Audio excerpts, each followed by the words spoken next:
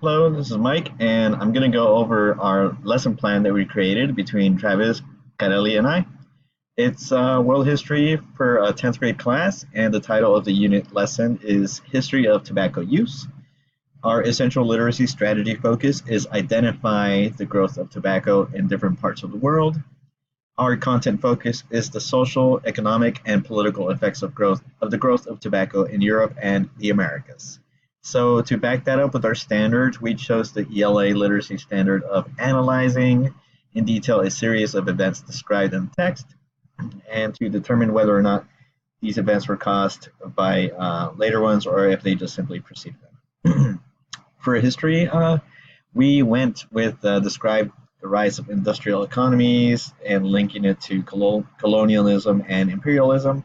And we crossed out the parts that we do not use or we do not touch on, such as social Darwinism, missionary impulse.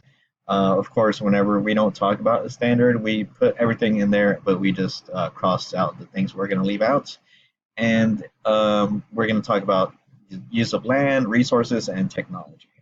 For the ELD standard, offering and justifying opinions, negotiating with and persuading others in communicative exchanges.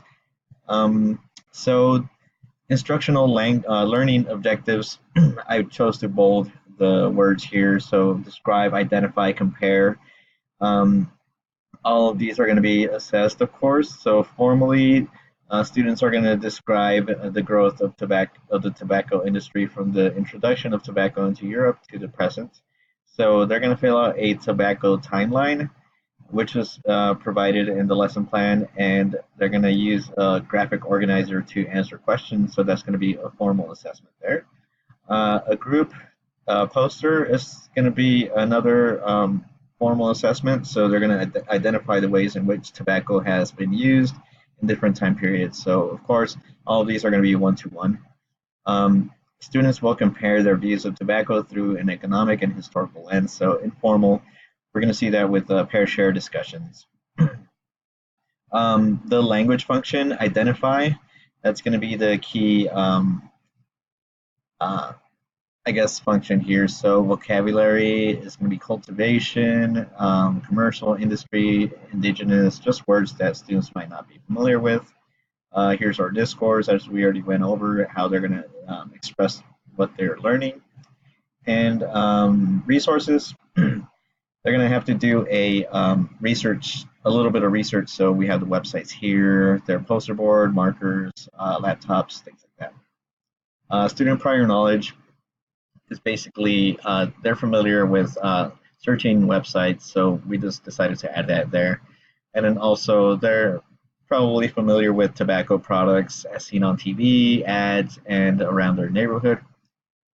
We decided to say that there was a previous lesson on imperialism and the global economy, so they're just building on that prior knowledge and now talking about tobacco and cigarette use eventually.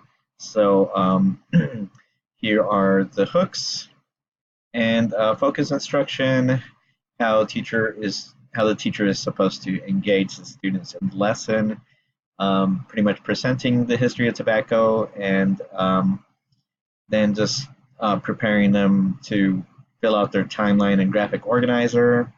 The differentiation and scaffolds are going to be by use of equity cards. Students are going to be called on individually, and for EL students, they're going to be asked the more open-ended questions, and accelerator learners will be asked to answer deeper analysis questions. So they're each going to be participating just at different levels. Guided instruction, this is where we're going to break up students into groups of 4 or 5 and assign them each to research their activities. And it's going to be a jigsaw activity. So they're going to be learning from one another and fill out their tobacco timelines as well. Again, scaffolds, students with disabilities and ELs will be given specific questions to answer, and EL students will be able to take their timelines home if they don't get a chance to complete them. Independent practice. So once students have completed their research, they're going to present their findings to the classroom. And then they're going to be chosen again through equity cards to participate. And the poster board is going to create a visual timeline to reflect what they have learned. Differentiating and scaffolds again. So for EL students, the teacher is going to provide EL students with the links to be able to locate the answers in the research portion. And once everything is said and done and everyone's presented their posters and filled out their timelines, teacher's going to check in to see how they're doing. You know, like we mentioned, if EL students need extra time, they can take those home. Students will be able to will have to turn in their graphic organizers and posters and their timelines as exit slips. So that's our little lesson plan here.